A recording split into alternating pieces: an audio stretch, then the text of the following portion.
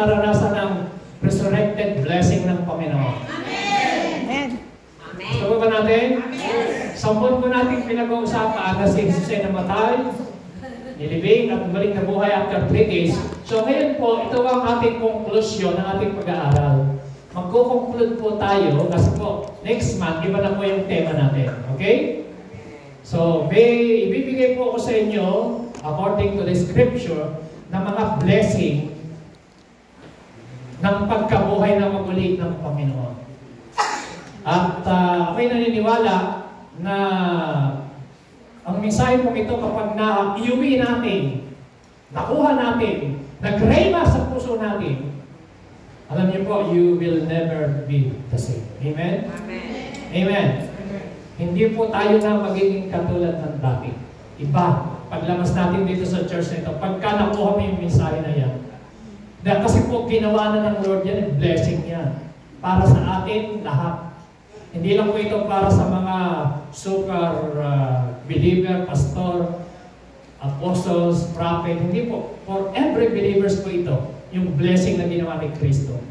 So, last Sunday, tinuro ko po sa inyo, doon sa beach, may mga, marami pong blessing ng resurrection. Pero ngayong araw na ito, bibigyan ko po kayo ng simple lang, 6, mabilis po. Kaya magsulat kayo, mag-lecture kayo, 6 blessing na napakalaking blessing nung si Kristo ay nabuhay ng mga mula sa papatay para sa mananampalataya. Are you ready? Amen. Are you ready? Amen. Okay, simulan po natin sabi ng Lord, John 14 verse 19.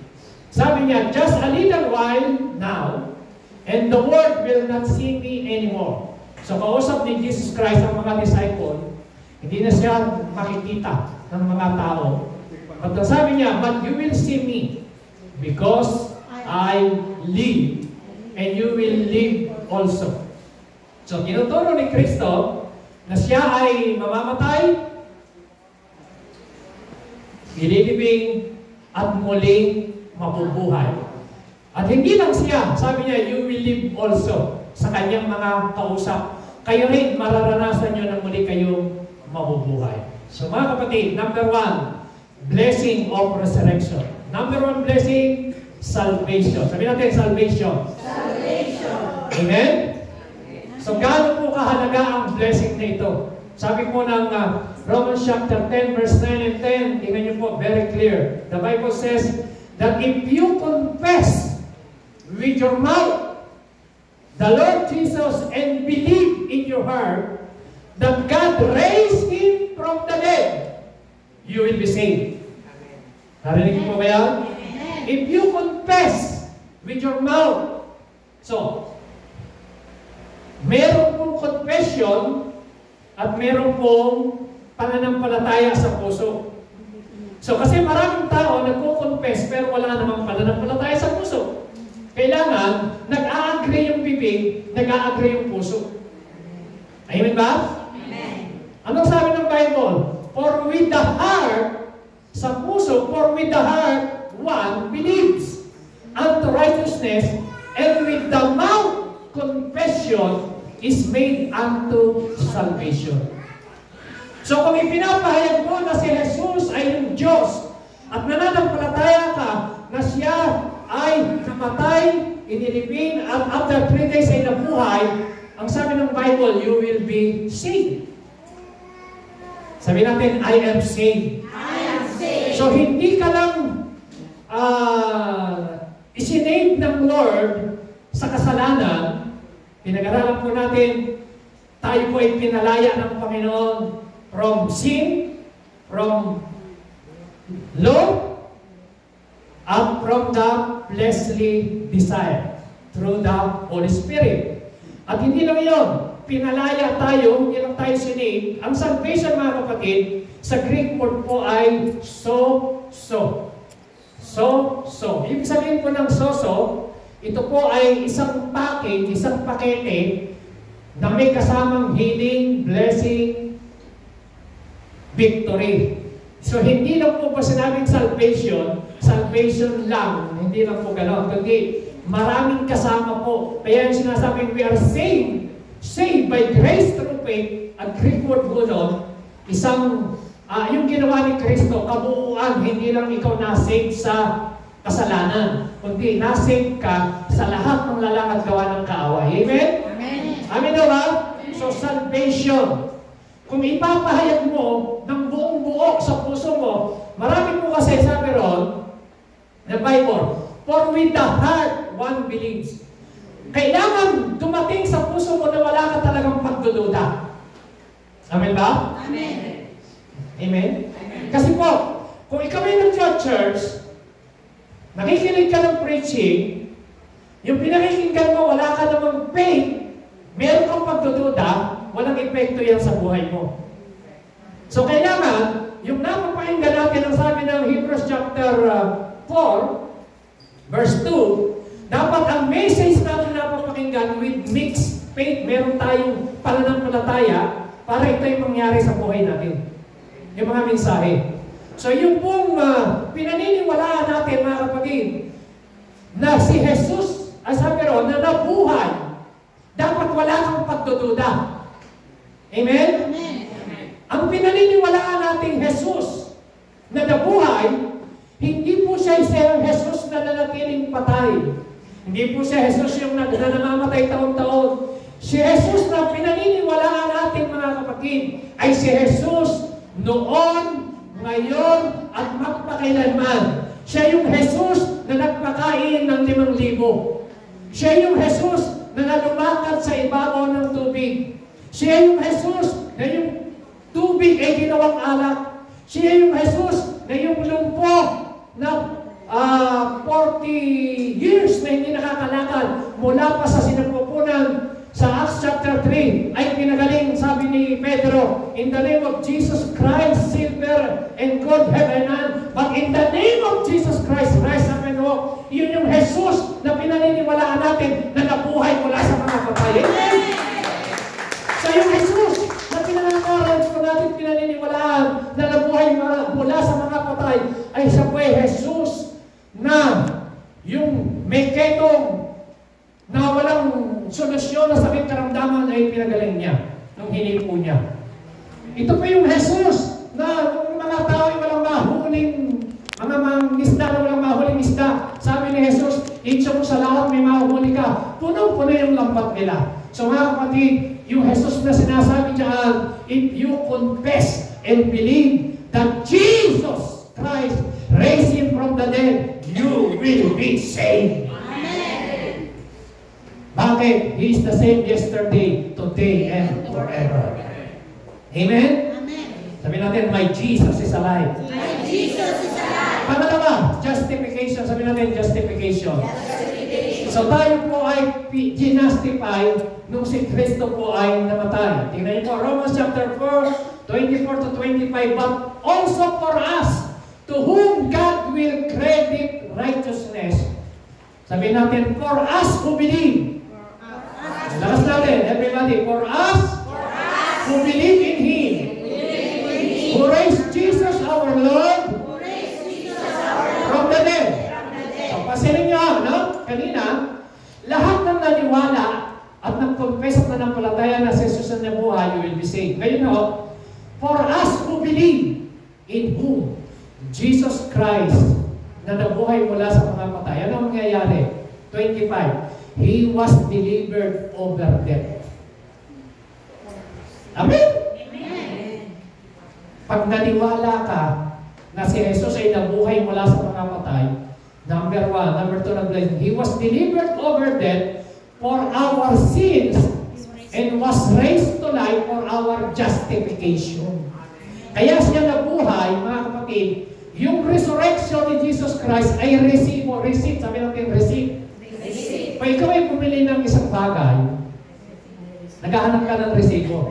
Tama ba? Receipt. Katunayan na ikaw ay bayad na.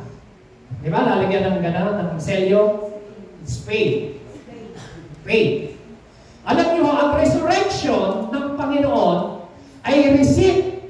Katunayan na ang Christianity ay totoo. Bakit?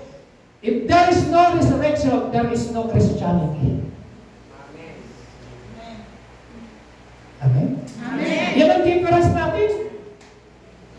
Kung walang resurrection, kaya sinasabi ni Paul, walang saysayang yung pananampalataya kung si Kristo hindi nabuhay mula sa mga patay. Sayang yung pagpunta natin sa Church of the Rock dito sa church. Sayang ang lahat ng iyong panalangin, sayang ang pagbibigay, sayang ang pag-worship, sayang lahat ang paglilingkod kung yung si Kristo hindi nabuhay mula sa mga patay. So ang resurrection, mga kapatid, ay pruweba na ang salita ng Diyos ay totoo. Dahil naka-prophecy po yan kahit sa Old Testament at si Kristo mismo sinabi niya, I am the resurrection and the life. Ako'y mamamatay, pero ako'y muling mabubuhay. Kahit si Kristo sinabi yan ng maraming beses sa Scripture na siya mamamatay at siya muling mabubuhay. Eh sinong founder ng relihiyon ang namatay at nabuhay maliban kundi si Kristo? Amen. At siya rin ang nagsabi at tinupad niya. So ang resurrection ay pruweba na totoo ang salita ng Diyos. Amen. Amen? Ang resurrection, mga kapatid, ay pruweba na tayong mga mananampalataya ay hindi ka mali ang iyong pinaniniwalaan. Bakit? Kasi ang pinaniniwalaan mo ay totoong Diyos na nabuhay mula sa mga patay at nanatiling buhay mula noon hanggang ngayon at magpakailanman. Palakpakan natin. At yun yun.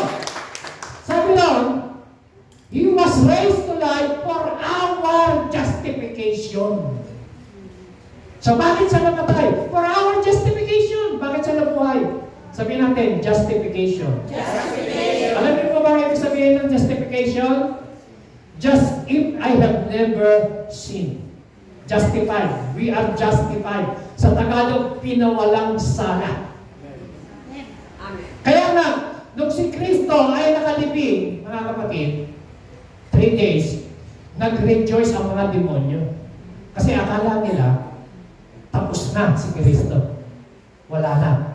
Yes, eh si Kristo, yung 3 araw niya na yun, ay pumunta sa hell at pinagtagumpayan niya yung hell at saka ho yung libingan. Si Satanas, pati lahat ng kampo ng tao. Kaya nga kinuha niya yung susi ng impyerno. So, the resurrection power of Jesus Christ has overcome death and the grave.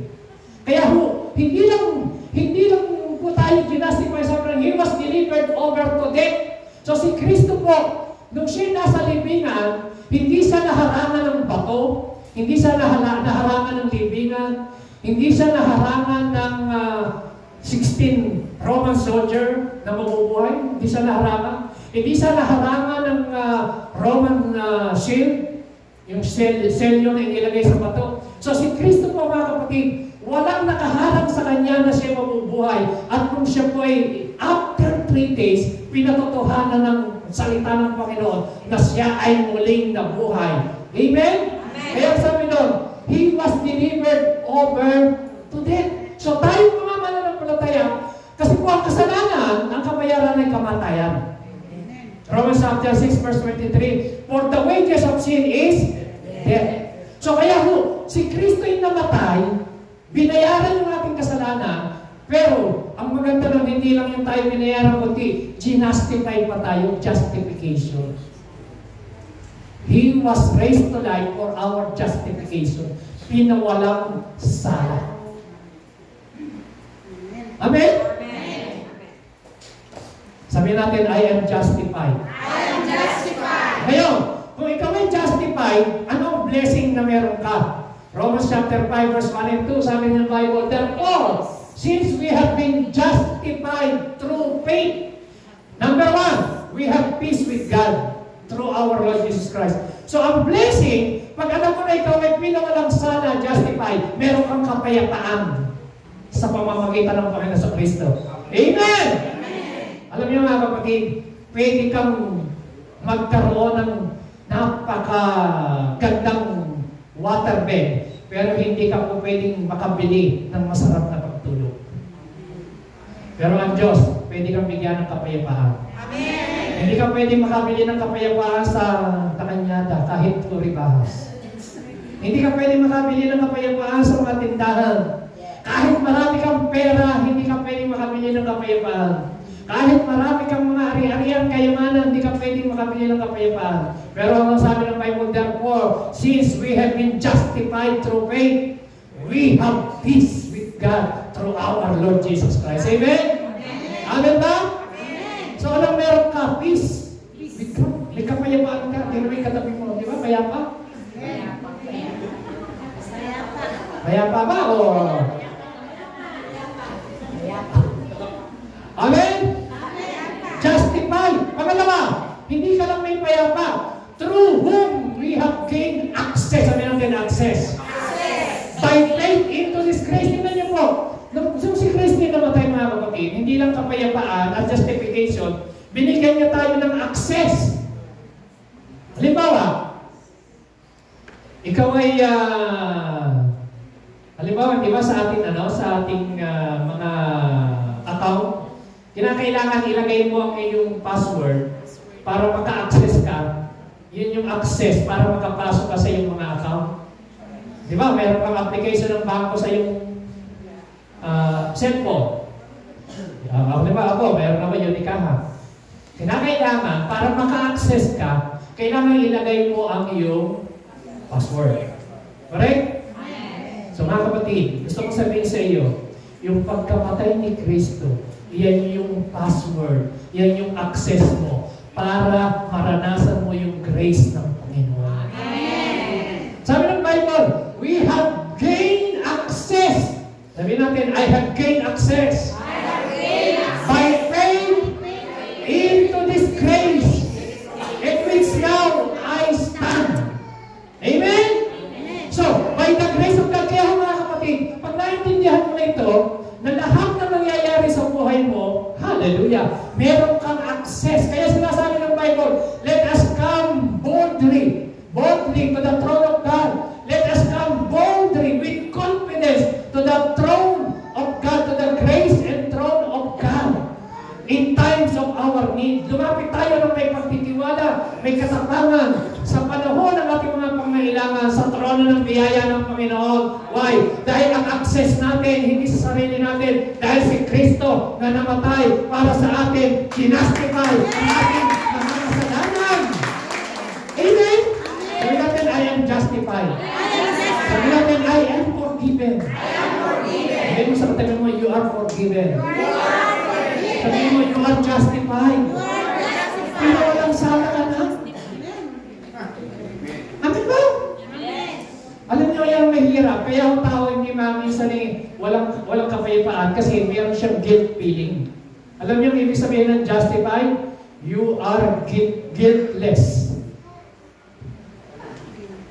Ang kaso, sarado na. No more case. Close case. Wala nang pwedeng i-akusa sa iyo si Satanas nung si Kristo na buhay mula sa mga patay. Hallelujah! Amen! And we rejoice in the hope of the glory of God. Number 3, hindi lang justification. Nagre-rejoice ka kasi meron kang blessed hope, meron kang pag-asa. Alam niyo, ang pinakamabigat sa tao kapag nawala na siya ng pag-asa sa buhay.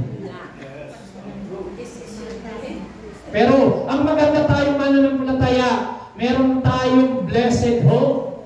Isang araw, muling babalik ang Panginoon. Lahat ng namatay na mananampalataya, muli niyang bubuhayin. Amen! Kaya alam niyo mga kapatid, yung mga pamilya natin, mga nanay natin, mga tatay natin, mga kapatid natin, na namatay, na nakakilala kay Lord, sa araw, magkakaroon po ng reunion, grand reunion, makakasama natin sila. Magbabalik ng Panginoon. Palagpuan po natin ang Panginoon. Amen. Malalakas lang sa Christian. Amen. Not only so, but we also rejoice in our suffering. Because we know that the suffering produce perseverance, and perseverance, character, and character, hope, and hope does not disappoint us. So makita niyo mga kapatid, hindi lang daw po tayo nagre-rejoice dahil sa ating kapayapaan. Nagre-rejoice din tayo kung minsan may mga naranasan po tayong suffering. Pero yung suffering na yan, may blessing yan. It produces perseverance, character, and character hope. Amen? Amen? May blessing yan para sa atin. So yung mga naranasan natin mga pagsamantalang kahirapan, perseverance, character, and hope. And hope does not disappoint us because God has poured out His love into our hearts by the Holy Spirit. So dahil binigyan niya po ang Espiritu nasa puso natin. Amen? So number 3, bilisan natin, new life. Sabihin natin, new life. Alam niyo, ang isa sa blessing ng resurrection, meron tayong bagong buhay. Amen? Romans 6:4. Basahin po natin, lakas natin. Therefore, we have been buried with Him through baptism into death, so that as Christ was raised from the dead through the glory of the Father, so we too might walk in newness of life. New life. Sabi natin, new life. New life. So kung paano raw po si Kristo, mga kapatid, ay namatay, tayo po ay namatay kasama ni Kristo at nalibing sa pamagitan ng bautismo sa tubig. Hello? Amen ba? Amen. Kaya yung mga nagpapabautismo, dapat maintindihan nyo, ang significance, ang meaning ng baptism, pag ikaw ay inilubog, ibig sabihin nun, 3 days si Kristo sa ilalim ng lupa, sinilibing siya, pag-ahon ni Kristo sa nagkaroon ng resurrection, yun ang ibig sabihin ng pag-ahon natin sa tubig, sa water baptism. So, ang simple ng water baptism, death to self, death to sin, sa sarili, pagkamatay. So, yun po yung ngayon. Sabi ron, ganun din po tayo, dapat lumakad, walk in the newness of life. Anong pangatlong blessing? New life. Sabi natin, new life. New life. Kaya sinasabi, ang sino mong nakipag-isa kay Kristo, isa ng bagong nilalang. Wala na yung dating. Wala. Kaya ho, ang sabi ng Bible, walk! Lakaran natin yung bagong buhay. Amen? Amen. Amen ba? Amen. Sino sa inyo ang bumili ng bagong damit tapos hindi na may sinusuot? Bumili kayo ng bagong bag, hindi ginagamit. Bumili kayo ng bagong sapatos, hindi ginagamit. Ha? Bumili ng bagong gamit tapos hindi natin ginagamit. Anong epekto nun? Handol lang, nakatago. So alam niyo ho, merong kanta na naligo raw, pero ang sinuot yung dati niya, damit.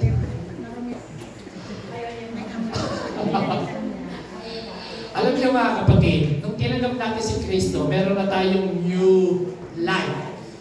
Sabi natin, new life. New life. Pero yung new life na yan, dapat mong lakaran. Amen? Dapat mong lakaran yung new life. Kasi, nung tinanggap natin si Kristo, nagkaroon ka ng new Lord, new Master, new identity, new beginning, new blessing, new spirit, new life. So kaya ho, ang sinasabi ng Bible, tingnan niyo, 1 Corinthians 15:48-49, as was the man of dust, so also are those who are of the dust.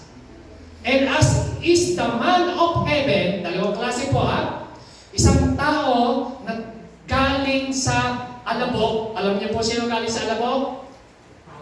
Tao. Okay. And as is the man of heaven, so also are those who are heaven. Di ba si Adan, mula sa alabok, pag tayo naman tayo babalik sa dust. Pero si Kristo, hindi mula sa alabok, siyempre mula sa langit. Amen? Amen? Hindi po siya nagmula na ipinanganak dahil sa kay Mary. Siya po si Mary nagdalang tao through the power of the Holy Spirit. Tandaan niyo po yun. Amen? Amen ba? Amen. Okay. Hindi dahil po sila nag-asawa si Mary at si Joseph, kundi hindi po pa sila nagsisiping na buntis si Mary through the power of the Holy Spirit. Sabi natin. Okay. So ngayon, siya po from heaven. Sabi niya, just as we have born the image of the man of dust, we shall also bear the image of the man of heaven. Okay, pansinin niyo po yan. Yung salita siya na ginamit na we shall also bear the image of the man of heaven, tinignan ko po sa ibang translation, ganito po ibig sabihin niya. Sa halip na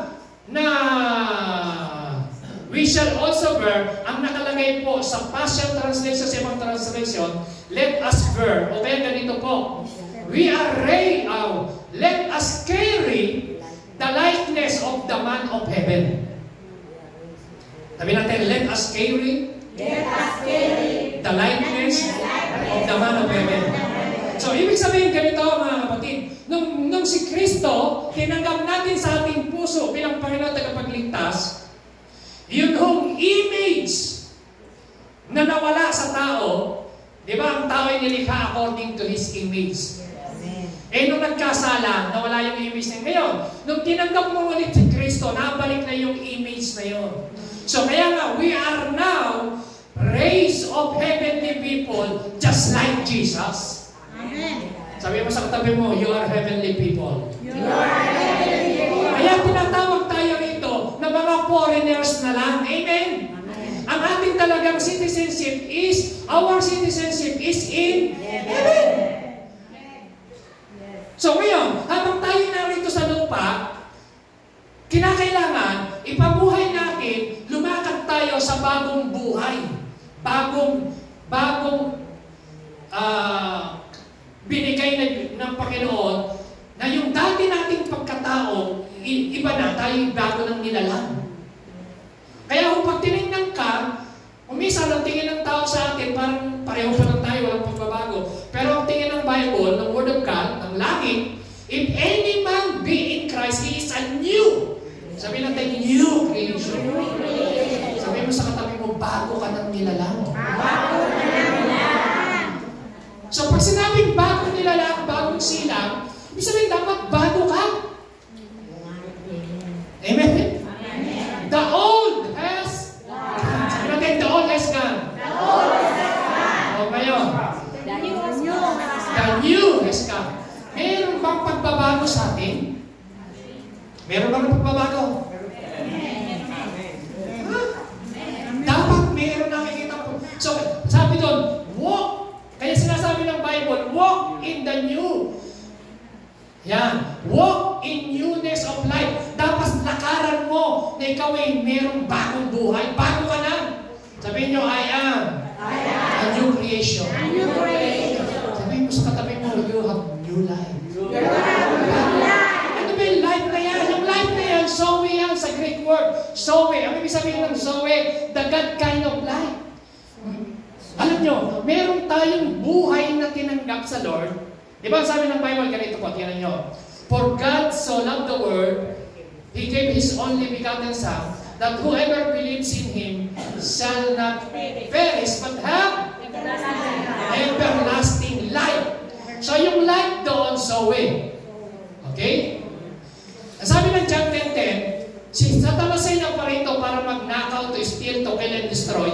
Pero si Lord naparito to give us abundant life. So, hindi na po eternal life, ang binigay sa atin, masaganang life, abundant life. Abundant life. Pag sinabi ng abundant life, yung life doon, Zoe. Ibig sabihin the God kind of life that overcomes the world, life that overcomes trial, life that overcomes temptation, life that overcomes mga tribulation, mga trouble, mga problema sa buhay, life that overcomes. Amen! Amen. So yun ang ibig sabihin, meron kang bagong buhay na nagtatagumpay ka. Kaya sabihin mo sa katabi mo, you are overcomer. You are overcomer. Sabihin mo, you are not defeated. You are not defeated. Yes, hindi sa'yo bagong buhay. Nagtatagumpay tayo. Di ba? Amen. Pag naintindihan natin, tayo po ay lakaran natin yung buhay na yan. Na tayo ay pinagtagumpay ng Panginoon. Okay? So, dala-dala dapat natin daw yung image na yun. Anong klase ng image? Image. So, we are race of heavenly people just like Jesus. Kaya nga sinabi ng 1 John, kung paano si Jesus, ganun din tayo sa lupa. Yes? Kung sino si Kristo, ganun tayo. So, hindi, kung paano siya nagpagaling, magpapagaling tayo ng mga may sakit. Amen? Kung paano siya gumawa ng himala, gagamitin tayo sa miracle. Kung paano siya nagpalayas ng demonyo, magpapalayas ka rin ng demonyo. Hindi tayo ang palalayasin ng demonyo. ikaw ang magpapalayas ng demonyo. Amen? Amen. So dapat, let us carry, sabi natin, let us carry the likeness of the man of heaven. So dapat na po, dala-dala natin, kasi nasa atin si Kristo eh. Kaya sabi ng Bible, greater is Jesus that is in you than Satan that is in the world. Greater is Jesus that is in you than problem that is in the world. Yung Espiritu mas makapangyarihan nasa iyo. Kaya nga sabi ng Bible, thanks be to God, He gave us victory through our Lord Jesus Christ. Binigyan tayo ng tagumpay nung si Kristo ay nabuhay mula sa mga patay. Tagumpay yun para sa atin. Palapakan natin ang Panginoon. Kaya tayo pagkatagumpay. Number 4. Nabilis tayo. Tatapusan po tayo. Life in our bodies. Life. Iba yung new life sa life. Ito po, life in our bodies. Katawan. Dito sa flesh. Okay? Gusto ko maintindihan niyo po ito. Romans chapter 8 verse 11. Sabi-sabi natin basahin. Everybody. But who raised Jesus from the dead dwells in you. He who raised Christ Jesus from the dead will also give life to your mortal bodies through His Spirit who dwells in you. Listen. Dito po kayo sa akin tumingin. Tingnan niyo pa sa... Ang sabi ng Bible, yung Espiritu, kapatid, na bumuhay kay Kristo mula sa mga patay. Paano ba nabuhay si Kristo? Ang bumuhay ay Spirit. Ayan sabi ng Bible eh. But the Spirit of Him who raised Jesus from the dead, nasa yung Espiritu na yun? Nasa akin. Asa? Ha? Yung bumuhay na yun, na-imagine nyo ba? Si Kristo na nakalibing after 3 days, binuhay ng Espiritu ng Diyos. Ngayon, ang sabi ng Bible, very clear, yung Espiritu na yon na bumuhay kay Kristo, He who raised Christ Jesus from the dead will also give life. Sabi natin, life. Ano ibibigay sa yung mortal bodies? Amen? May life. Kaya tingnan mo, pag yung katabi mo walang kabuhay-buhay, ay baka wala pa yung Espiritu ng Diyos. Ha? Kasi dapat, kung tinanggap mo ang Espiritu ng Diyos, there is life. Lahat ng may buhay, mayroong pong growth. Lahat ng may buhay, lumalago, may nangyayaring may blessing pagkabuhay. Amen? Amen. So kaya ho, alam niyo po ba, sabi ng Bible, ang tao na hindi pa tinatanggap ang Espiritu, we are all sins because of our transgression. We are all dead because of our transgression. Pagka ikaw ay sumasakay sa autobus, di mo ba alam na mga kasakay mo yung mga patay? Yung Espiritu. Kapag hindi tinanggap ang Espiritu ng Diyos, pag mabuta ka ng lakay niya, lahat ang nasa salubong mo mga patay. Bakit? Sabi ng Ephesians 2, we are all dead because of our transgression. Patay ang Espiritu. Pero nung tinanggap mo ang Espiritu ng Diyos, it gives life. Life! Amen! Dapat yung maintindihan, ano po ba ibibigay niya ng buhay? It gives life to your mortal bodies. Itong ating katawan, nagkakasakit, namamatay, tumatanda. Ito ang aking revelation niyan. Nung tinanggap mo ang Espiritu ng Diyos, mga kapatid, kaya niyang i-quicken yung katawan mo. Kung meron kang cancer cells or dead cells, kung meron kang mga dead cells sa iyong katawan, dead tissues, dead na mga hope and dreams and vision, kaya niyang buhayin because of the power of the Holy Spirit. Amen? Amen. So kaya naalala niyo po ba si Lazarus, 4 na araw nang namatay na nakalibing. Umiiyak yung kanyang mga kapatid, si Martha, Si Maria sabi niya kay Kristo, sana kung dumating kang maaga, hindi namatay. Sabi ni Kristo, hindi mo ba alam? I am the resurrection and the life. He who believes in me, though he die, he will rise again. Mabubuhay siya. Sabi ni Martha, alam ko, mabubuhay siya in the future. Pagdating ng panahon, mabubuhay siya. Pero sinasabi ni Kristo, I am the resurrection and the life. Yung kapatid mo na 4 na araw na nakalibing, kaya niyang buhay. Amen? Amen ba? Amen ba? Listen, this is very important na intindihan nyo. So sabi ni Kristo, sabi ni Martha, paano siya mabubuhay? Naniniwala ko mabubuhay siya sa resurrection. Sabi ni Kristo, tara, puntahan natin yung libingan. Nakita niya may bato, tanggalin ng bato. Pinatanggal sa mga disipulo. Tinanggal yung bato. Tapos sinabi ni Jesus Christ, Lazarus! Ano sinabi niya? Come forth! Labas! Pero bago yun, nung lumabas siya, nakalabas siya, lumabas, tumayo. Sinabi na niya. Pero nakatali pa siya. Lumabas na. Nakatali niya. Tinanggal yung tali. Basahin yung Bible. So alam niyo, maraming mga Kristiyano, umisa, pinalaya na. Pero nakatali pa. Dapat makalakan. Amen? Pag naintindihan mo yung ginawa ni Kristo na pinalaya ka na pala, pero parang ganito. Yung elepante na nilagay sa isang kulungan, nasa kulungan siya, ngayon, sa kulungan, may tali siya. Nakakulong na, may tali pa. Yung elepante, sa tuwing magwawala, nasasaktan yung kanyang paa kasi nakakadena. So, hindi na siya nagtangkang lumabas sa kulungan. Bakit? Mayroong taling kadena. Eh, alam yung ginawa ng mayroon, tinanggal na yung kadena, ayaw pa rin niyang lumabas. Kasi ang pakiramdam niya, may katali pa siya nakakadena. So, ganyan po maraming Kristiyano. Pinalaya na ni Kristo, pinagaling na ni Kristo, ang pakiramdam niya, may kadena pa. You are free, kapatid. Amen? Amen! Pinalaya ka na ng Panginoon.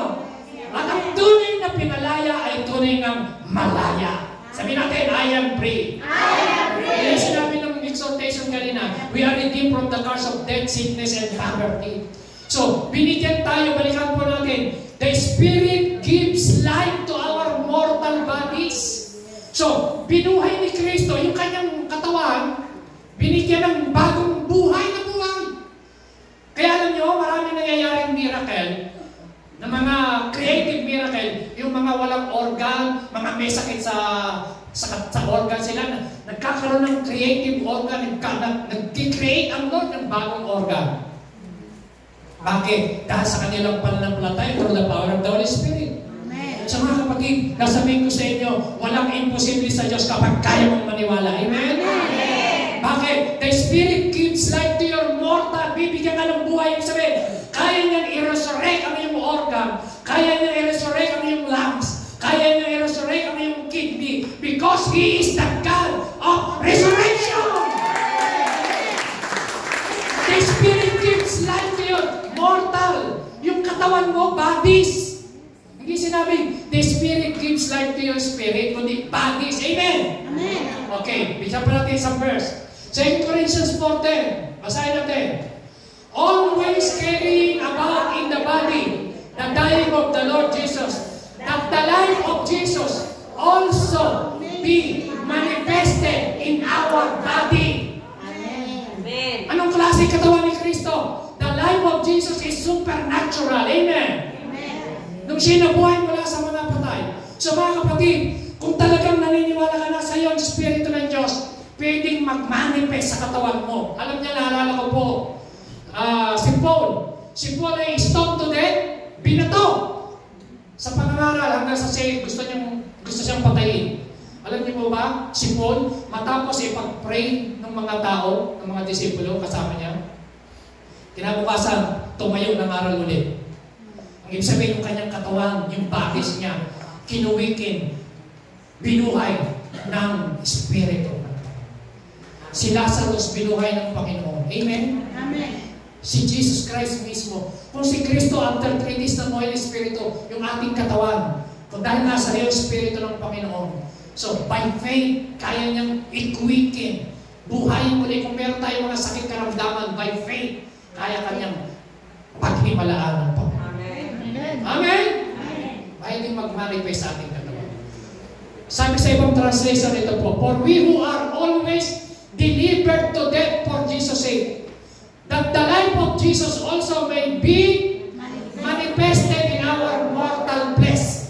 So yung nagmamanifest sa katawan natin, kaya ho alam nyo, pwede mo i-claim, pwede mo ipag-pray na bigyan ka ng mahabang buhay ng Panginoon. Amen.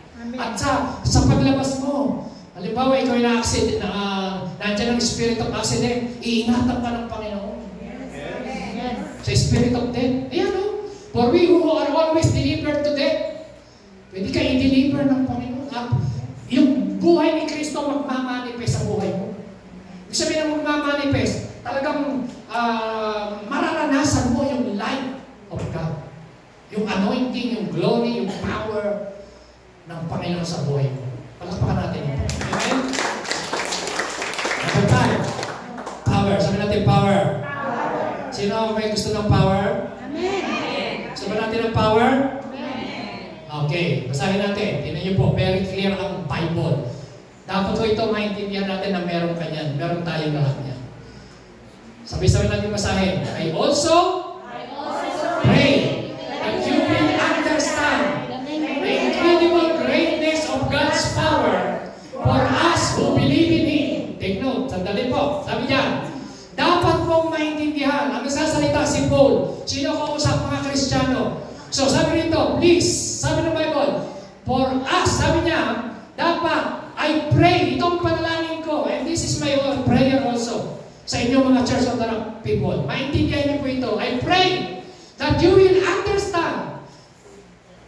So basahin po natin once again with understanding. Verse 19, go.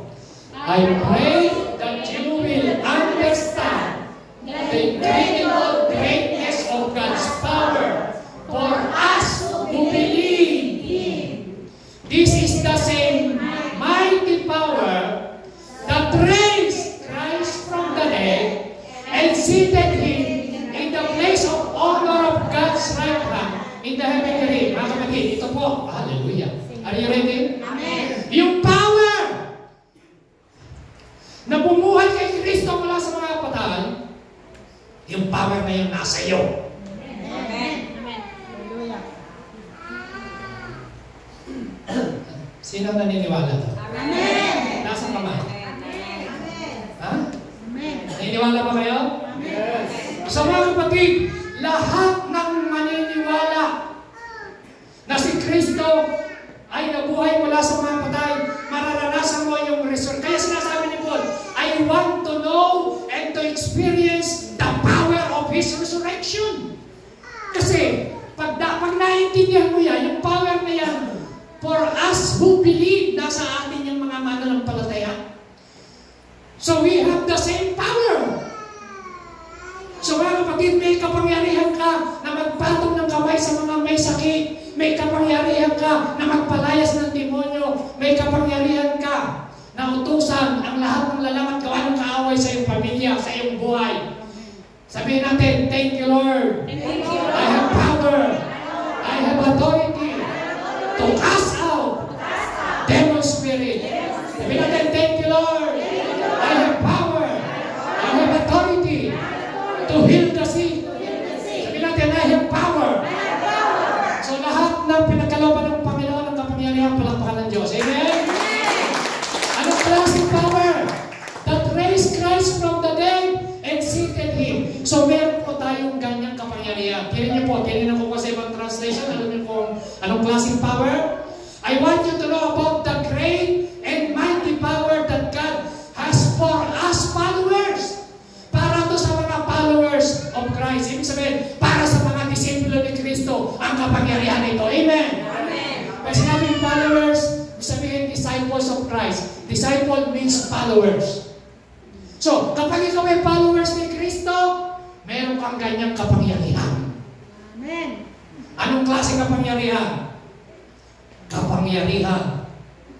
Power to heal the sick. Power to preach the word of God. Power to cast out demon spirit. Amen? Amen. Meron kang power. Eh, ang problema, hindi natin ginagamit yung power na yan, pero meron ka. Kaya pag meron ka nararamdaman, o kapamilya mo, kapatid mo, use your power. God's power sa buhay mo. Pag-pray mo. Amen? Amen. Anong klase? It is the same wonderful power. Sabi niyo, I have wonderful power. I have wonderful power. Hindi kinikili power, ha? Power. Alam niyo yung sabihin ng power dyan? Yan po ay, sa Greek word po yan ay dunamis. Sabi natin dunamis. Alam niyo yung sabihin ng dunamis? Ito po ay dito nang galing yung salitang dinamita, dynamite. Ang ibig sabihin, explosive power. Sabi natin, explosive power. Explosive power. So, meron tayong kapangyarihan. Kaya mga kapatid, pagka ikaw ay ginugulo ni Satanas, pag ikaw ay ginugulo ng demonyo, use your power to cast out demons. Sabi natin, in the name of Jesus, I command the spirit of sickness in my body. Ganyan. Sabi natin, in the name of Jesus, I rebuke the spirit of laziness in my body. I-rebuke natin. Amen. Sabi natin, in the name of Jesus, I rebuke the spirit of infirmities in my body. Yan o, tinuturuan ko po kayo, i-apply nyo yan. May power ka, sabi ng Bible. Sabi na Luke chapter 10 verse 19, sabi ng Lord sa mga disipulo, I have given you authority and power na magpalayas ng mga demonyo kahit naroon po mga ahas at alaktan ng kapakan nyo. Hindi kayo magagalaw ng gawa ng kaaway. Sabi ng Bible, for those who are born of God, they overcome the world. So meron tayong authority, may power tayo. Palakpakan natin ang Panginoon. Amen? Power to cast out, to heal the sick. Power to bless. Power to walk in God's holiness. Power to overcome temptation. Amen? And last, resurrection from the dead. Dito po tayo, tapos na po tayo dito sa last. Alam niyo, ang isang blessing, ang tao, pagka namatay, muli siyang mabubuhay. Amen? Amen. 1 Corinthians 15, 52, 54. It will happen in a moment, in the blink of an eye, when the last trumpet is blown. For when the trumpet sounds, those, ang sabi niyan, who have died will be raised to live forever. Alam niyo, pagdating ng tinatawag na second coming, o nag-rapture, yung mga namatay kay Kristo yung muling bubuhay. Ang sabi, papalitan yung ating katawang nasisira ng katawang hindi nasisira. For our dying bodies must be transformed into bodies that will never die. So yung katawan mo na yan, na nagkakasakit, tumatanda, kumukulubot, kahit ano gawin mo, papalitan niya ng Panginoon. Amen? Yung mortal, magiging immortal bodies. Sabi ng Bible, tingnan niyo po, our mortal bodies must be transformed into immortal bodies. Verse 54, sabay-sabay yung basahin. Then, when our dying bodies has been transformed into the bodies that will never die, this scripture will be fulfilled. Death is swallowed up victory. Tinalo na, wala ang kamatayan. Okay? Sabi ni Lord, John 11:25-26, I am the resurrection and the life. He who believes in me will live, even though he died. Kahit tayo po ay mamatay, ano sabi ng Panginoon? And whoever lives and believes you believe this? Naniniwala ba tayo? Yan po ang tinatawag na resurrection. Resurrection na magaganap sa mga namatay. 1 Thessalonians 4:16-18, tayo pong lahat tumayo. Dito po tayo magtapo. Sabi niya, for the Lord Himself will come down from heaven with a loud command, with the voice of the archangel, and with the trumpet call of God. And the dead in Christ will rise first. Bubuhayin ng Diyos yung mga namatay kay Kristo. Amen? Amen o ba? So yun po ang number 6 na blessing. Ano po ang blessing number 1? Salvation. Salvation. Blessing number 2? Justification. Blessing number 3? New life. New life. Praise God. Blessing number 4? Huh? Blessing number 5? Power. Blessing number 6? Imagine, iyan po, kapag ka na-iuwi mo yung 6 na blessing na yan, you will never be the same. Amen? Yan po ang resurrected blessing ng Panginoon. So dapat po, ma-enjoy natin yan. So mga kapatid, tayo po ay manalangin. Hallelujah. Bubuhay, sabi ng Bible, after that, we who are still alive, are left, will be caught up together. Rapture. With them in the cloud to meet the Lord in the air. And so, we will be the Lord forever. Therefore, encourage each other with this word. Palakasan na po tayo. So mga kapatid, yung ginawa ni Kristo, nung si Kristo na buhay mula sa mga patay, yan po ay pruweba na totoo ang salita ng Diyos. Yan po ay pruweba na totoo ang Christianity. Yan po ay receipt na bayan ng lahat na pinagtagumpayan ng Kristo ang kamatayan, pinagtagumpayan ng kasalanan, pinagtagumpayan ng mga sakit karamdaman. Ang kailangan lang natin, i-claim natin yung blessing na yan. Amen? Tayo po'y manalangin. Hallelujah. Lord, maraming salamat sa iyong mga mensahe, sa iyong salita. Kami yung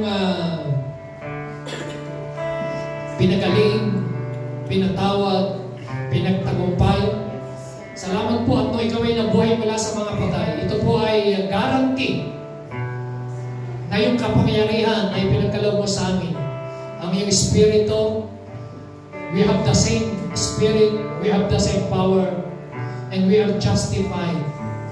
At in the future, ang aming mga katawang physical, na ito na nabubulok, tumatanda, lahat ng namatay na nananampalataya sa iyo muling bubuhayin at papalitan ng katawang hindi nagbubulok at nasisira. Thank you, Lord. Taas natin ating kamay at pasalamatan ng Panginoon sa lahat ng kanyang ginawa. Siya'y namatay, nabuhay, at siya po ay nanatiling buhay mula noon magpakailanman. So kung meron kang sakit karamdaman ngayon, kapatid, yung Diyos na pinaglilingkuran mo, 2,000 years ago, pinagaling ka na. Claim your healing. Receive your healing. 2,000 years ago. Siya'y nabuhay. Yung blessing na para sa iyo. Siya'y namatay, naghirap, para yung prosperity, yung blessing, i-enjoy mo. Yes. Mga kapatid, hindi ko na kinakailangan kayong ilehans. Hindi ko kinakailangan kayong lapitan isa-isa. Ang hinahanap ng Panginoon, if you believe and confess with your mouth, if you believe with your heart that Jesus Christ is Lord, you will be saved. I-confess mo ngayon. I-declare mo sa iyong kinatatayuan. Kung ano yung kailangan mo sa iyong buhay, believe it, declare it, and receive it in the name of Jesus. Our God is alive. He is alive. And He is here. God is here. Kapatid. Hallelujah. Kung meron kayong mga sakit karamdaman, may problema kayo, use your power. Rebuke the spirit. Rebuke the demon spirit that destroy your relationship. Rebuke any spirit of sickness and diseases in your family, sa iyong negosyo, sa iyong business, sa iyong plano. Use your power and authority na pinagkaloob sa iyo ng Panginoon. The same Holy Spirit na bumuhay kay Kristo mula sa mga patay nasa iyo. Greater is He that is in you. Kapatid, sige po, lift up your voice. Lift up your hands. Oh, Shakrababaka, pray. Shakrababaka,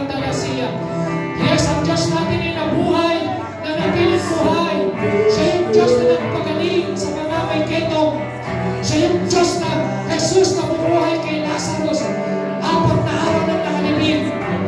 Siya yung Diyos na nagpagaling sa isang lumpo, 40 taong hindi nakakalakad. Siya yung Jesus na nagpagaling sa 12 taong dinudugo. He is alive. He is the same. Our God, our Jesus. Today and forever, He is alive. Yes! Ang kailangan mo lang ay manampalataya, kapatid. Ang kailangan mo lang is to claim your healing, to claim your deliverance, to claim your victory. Oh, Shakrata, Shekeleva. Yes! Si Jesus na ginawa yung tubig ng alak. Si Jesus na nagpakain ng 5 tinapay at 2 isda sa 5,000 tao. Si Jesus na lumakad sa ibabaw ng tubig. Si Jesus, yan ang Jesus natin pinaglilingkuran na buhay ng Diyos. He is the same God. At sinabi niya, by His stripe we are healed. Hallelujah. Yes. Oh, Jesus. Jesus. Si Jesus na bumuhay sa mga patay, na binuhay si Dorcas. Mula sa mga patay, si Jesus din yung buhay natin. Si Jesus na ipinangaral ni Pedro, yung dinadala sa beautiful gate na ipinanganak na lumpo, na sinabi niya, in the name of Jesus Christ of Nazareth, rise up and walk. Yung Jesus na yun, ang Diyos na nandito sa church na yun, Diyos na nasa atin, Diyos na nasa iyong puso, the same God, the same Spirit, hallelujah. Oh, Shakrababakandasiya. Yes, Lord. Claim your healing, believe it, hallelujah. Sige po, hallelujah. Pasalamatan mo lang, Diyos. Pasalamatan mo lang. Wala kang gagawin kundi sabihin mo sa akin, salamat. It is done. It is finished. Pinagtagumpayan mo na. Tinapos mo na. Sa krus ng Kalbaryo, 2,000 years ago. Wala kang idadagdag, kapatid. Ang kailangan mo lang, you have to believe. To those who believe, all things are possible, the Bible says. To those who believe, all things are possible to those who believe. Lord, help us to overcome our unbelief. Hallelujah. Simula sa araw na ito, Lord, pag-alis namin sa lugar na ito, salamat, Lord. Thank you, Lord. Sabihin po natin, thank you, Lord. Thank you, Lord. I am blessed. I am healed. I am healed. I am healed. I am healed. Thank you, Lord. I am healed. I am healed. Mga kapatid, confess with your mouth and believe in your heart. Sabihin natin, thank you, Lord. By the stripe of Jesus, I am healed. I am delivered. I am delivered. I am blessed. Supernatural blessing. I am blessed. Woo! Sabi natin, I am blessed. Yes. Woo! I am blessed. You are blessed, kapatid. Amen. Amen. Woo! Tayo po'y tapos na. Ito tayo magkakamayan. Kamayan po natin 10 tao. Sabihin natin, we are